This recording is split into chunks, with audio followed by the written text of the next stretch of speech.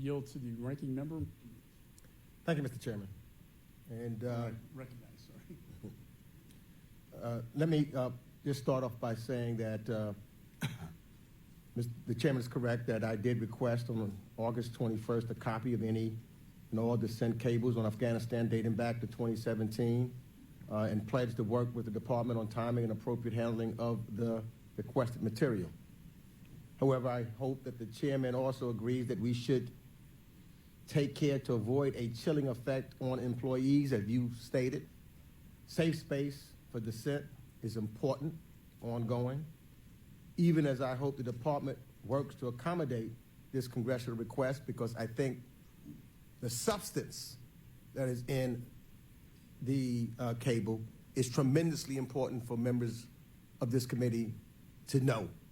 And if we do it in a classified session, but I understand the protection of what you talk about as far as the members of the State Department, so they have their discretion.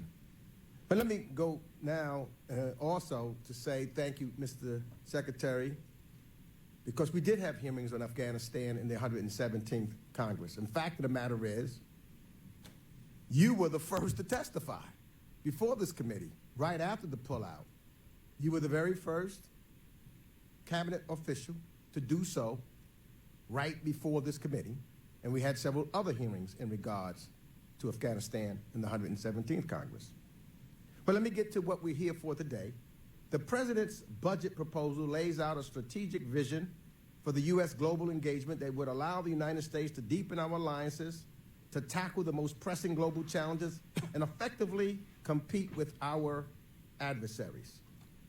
Speaker McCarthy and the House Republican majority have put forward a different vision, one that would cede American leadership on the world stage and threaten U.S. national security by arbitrarily slashing the international affairs budget by up to 22%. Now, my colleague Rosa DeLauro had sent a letter to the agency requesting details on the projected impact of these cuts that the Republicans are proposing. Let me ask a few questions on that, because the department is saying that making cuts as deep as 22% on the international affairs budget would, among other things, and I quote, will it significantly scale back our efforts to counter aggressive and coercive tactics of the PRC and to implement the Indo-Pacific strategy? Is that correct? Yes or no, sir? That is correct. Would it reduce efforts to deter the PRC's aggression and coercion, including through the Countering PRC Influence Fund, and slow our ability to open new posts in the Pacific Islands? Yes, it would.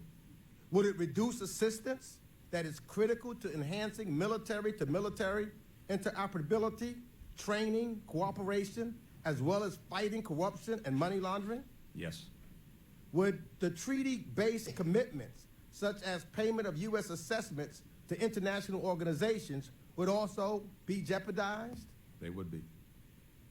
You'd be required to impose a broad hiring freeze and potentially reductions in force, while also rolling back training and professional development programs recently authorized in the state authorization bill on a bipartisan basis. Would that not be true? That is correct. And to halt investments in security upgrades at our most vulnerable posts, increasing the physical risk to the United States government personnel overseas? That is correct. And to reduce support for ongoing programs that support an independent, democratic, politically stable, and economically viable Ukraine that can defend itself against external aggression? Would it not also do that, sir? That is correct. And to reverse gains made to combat infectious diseases, including through the President's emergency plan for AIDS relief, programs to prevent maternal and childhood deaths, and funds to support health workers and global health security? Is that not also true, sir? That is also true. And the list goes on and on, doesn't it? So I see I only have, in my limited time remaining, have I missed anything else? Mr. Secretary, what are your greatest concerns if these draconian cuts were imposed on the State Department? I think across the board, when it comes to all of the priorities that I laid out in my opening statement, to try to advance the security of the United States and American citizens around the world, to strengthen even further our alliances and partnerships to deal with challenges coming from Russia and China, to deal effectively with the many transnational threats that are having a direct impact on the lives and livelihoods of Americans, to make sure that our own institution is as strong as it can be, including from cyber threats, that our personnel are secure and safe, even as we work to expand our footprint abroad. Across the board, these cuts would have, in my judgment, devastating consequences. And I'm happy as well to lay out in detail for members of this committee, if it's helpful, what we see those consequences as being. Thank you, Mr. Secretary. Yield back. Chair recognizes the gentleman from New Jersey, Mr. Smith. Thank you very much, Mr. Chairman. I have 4 questions, Mr. Secretary, and welcome to the committee again. Thank you. The zero draft WHO pandemic treaty that the administration and others are pushing to get put into effect at the WHO starts off with a harsh criticism of the United States and the international community by calling it a catastrophic failure of the community in showing solidarity and equity in response to the coronavirus pandemic. I've read the treaty. I'm concerned about it. Article 4 pays lip service to sovereignty and then has language that says, however, activities within their jurisdiction or control do not cause damage to their peoples and countries, so therefore WHO would be empowered to step in. And we're talking about Tedros, a man who's been put into that position by the People's Republic of China. He was their candidate and obviously showed terrible, terrible judgment in the beginning and even to this day in recognizing the origins of the of COVID-19. Article 10 says that 20%, the United States would be obligated to provide 20% of our medical supplies, including tests, antiviral vaccines, medications, and the like, to WHO. For them, they just say, we want it, you have to give it by treaty obligation. The sovereignty issue is the biggest, in my opinion. You're pushing for it. Next year is probably when it may get adopted. Will it be sent to the Senate for ratification?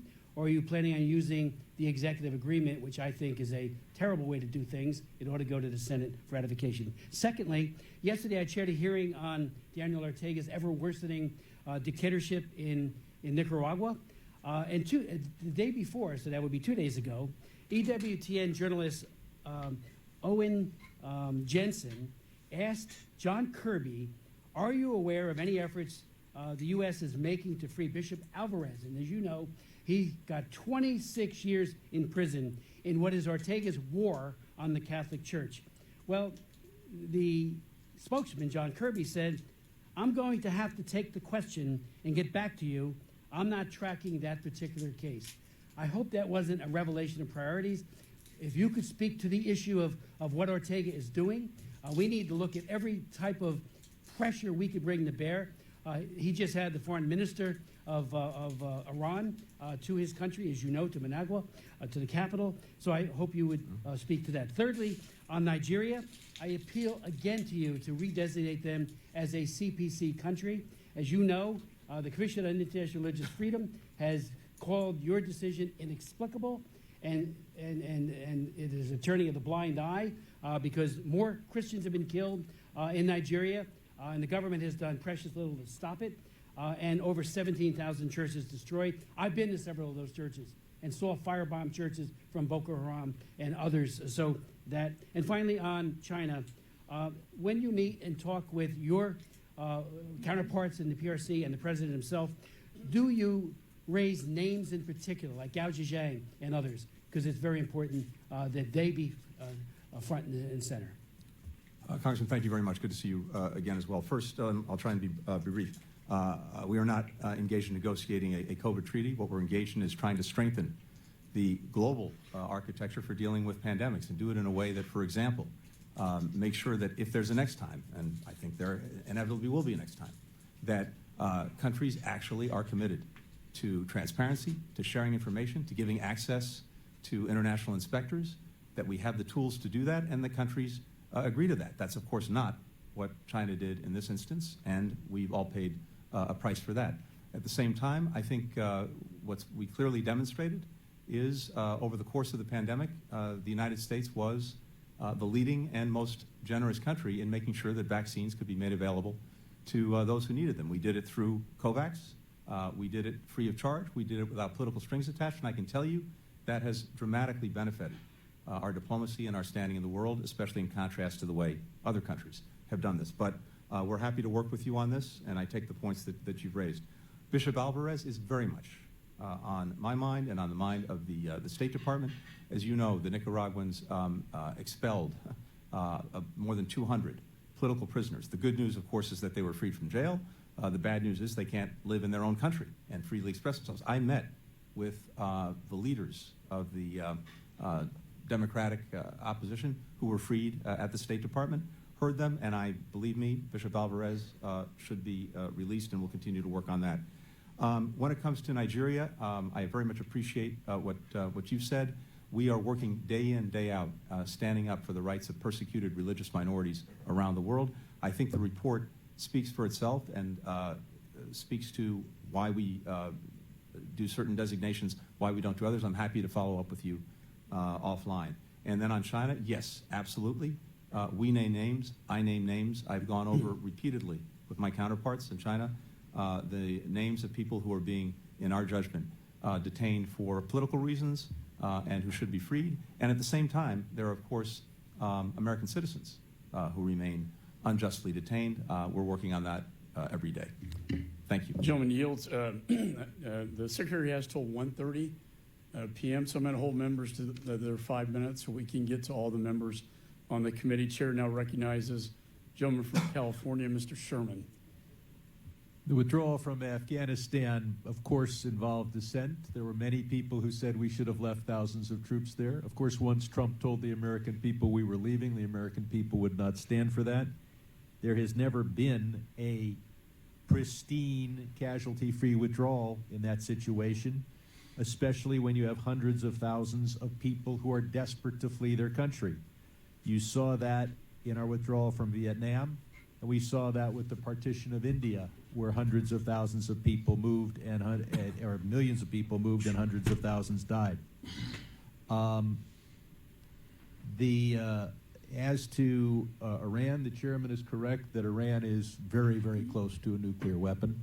And I'll simply point out that the prior president pulled out of the JCPOA without a plan to do anything to stop Iran from having a nuclear weapon. And so the Saudis seem to have taken action on the assumption that Iran was about to become a nuclear power. Mr. Secretary, I want to implore you on an issue that may not otherwise come up. You're focused on the great issues of war and peace, the things historians will write about, and that competes for your time with the basic operations of the State Department, passports and visas. The passport system is broken and has been since the beginning of COVID. Visas, if we did a better job on visas, that would be the most important thing we could do with our public diplomacy program and winning hearts and minds. And when it comes to business, it's impossible to get people to invest in America if it's going to take them 6 months to do a business deal. And I would hope that business visas would proceed at the speed of private sector business. So I want to implore you on that, move to a question. Last September, Nord Stream pipelines were blown up. You're now in a formal setting. Can you assure the world that no agency of the U.S. government blew up those pipelines or facilitated that action? Yes, I can. Thank you. Putin has told us he wants to restore the Soviet Union. There are those who argue that we should have done nothing to help Ukraine. That what goes on Ukraine stays in Ukraine. And that we don't have an interest there.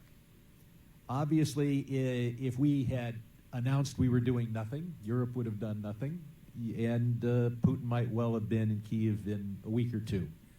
If that had happened, I think President Xi would be emboldened.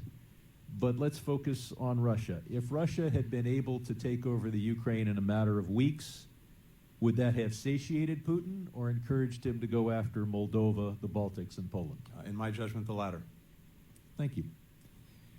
Turning to Ethiopia, the State Department released a summary determination indicating that while all parties were guilty of war crimes, the Ethiopian military, the Eritrean military, and the Amhara forces committed crimes against humanity, and that the Amhara forces committed ethnic cleansing. During testimony last year, your Assistant Secretary Molly Fee committed that the United States will not support international loans or the restoration of AGOA to Ethiopia until the Ethiopian government fulfills its obligations under the peace agreement, including unrestricted humanitarian aid, protection for civilians, human rights monitoring, and the restoration of services, including the internet. Do you reaffirm that commitment? I do, and indeed, that's actually what we're seeing happening. I just came back from Ethiopia. Happy to address that in greater detail, but yes, the basic, I thank you. And basic point, yes. The head of Save the Children has just returned from there and reports that things are getting better. Can you think of anything that would help President Xi expand his power more than if the United States were to cut our diplomatic efforts by 22%? There may be some other things, but that would certainly be on a top 5 list. And finally, what can we do to help the Rohingya, who are so desperate they fled to Bangladesh? And some remain, of course, in Myanmar, Burma. As you know, I made a genocide determination when it comes to the Rohingya last year. We are doing everything we possibly can to continue to get humanitarian assistance into Burma, despite the situation there, including to help Rohingya. Of course, many Rohingya are refugees in other countries. We work to support them there. We work to make sure that countries don't engage in refoulement. That would send Thank you. back. And finally, I just want to implore you to try to open up the corridor to Artsakh. Yeah, thank you. Thank you. Gentleman yields. Chair recognizes Mr. Wilson. Thank you, Mr. Chairman. And the chairman is correct. There is an alliance of war criminal Putin invading Ukraine, the CCP threatening Taiwan, the rogue regime planning to vaporize Israel and then vaporize the United States.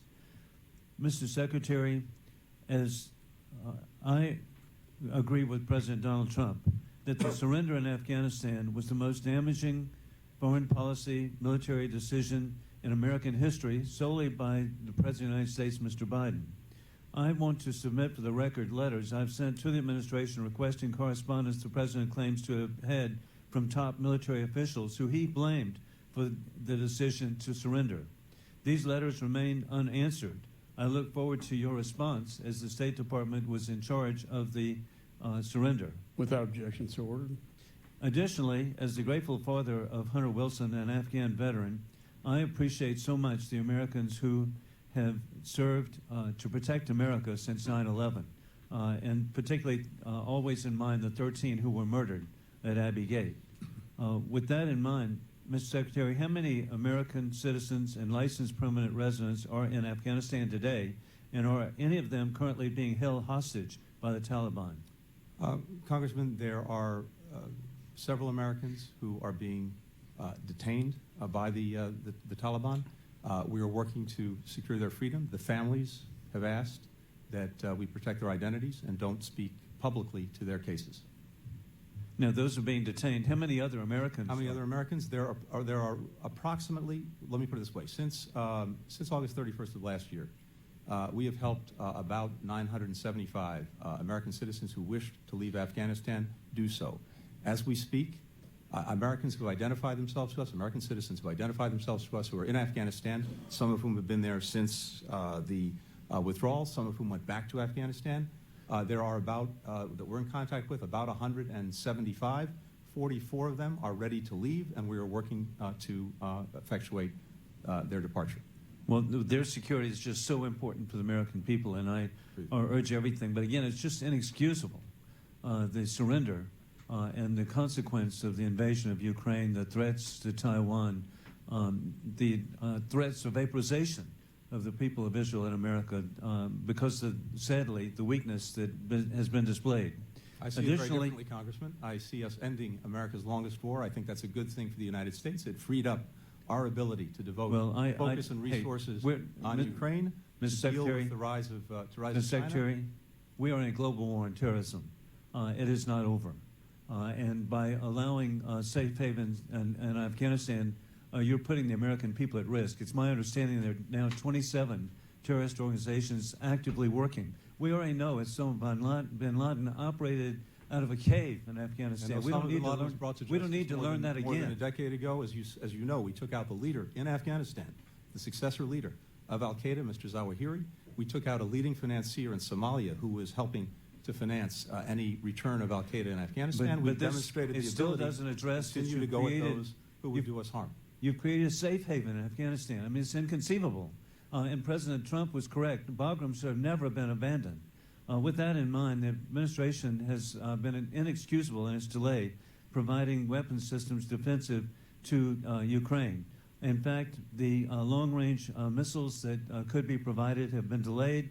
These could be so helpful because they could destroy the Iranian drones that are currently located illegally, obviously, in Crimea. And so what is being done to release the latest equipment, let's stop a war. We can do that by providing proper defensive equipment. Congressman, I share absolutely your commitment to make sure that we're getting the Ukrainians what they need, when they need it to deal with the Russian aggression. That's what we've done going back before day one, including drawdowns of equipment in September before the aggression, in December before the aggression, to make sure that they actually had in hand what they needed to repel it if it came, including Stingers and javelins. So the allegation that we were not doing that is simply wrong. Second, every step along the way, we have worked and led an international coalition of more than 50 countries, the Secretary of Defense, putting together a remarkable process in Ramstein, Germany, to rally these countries to provide, along with us. Hey, the as we assistance they need. conclude, I want to quote, of all things, the Washington Post, March 10, had a lead editorial that the legacy of the president and you will be whether we have success, and that is expelling Putin, war criminal, from Ukraine. That is victory, expelling him and his murderers from Ukraine. With that, I yield back. Thank you.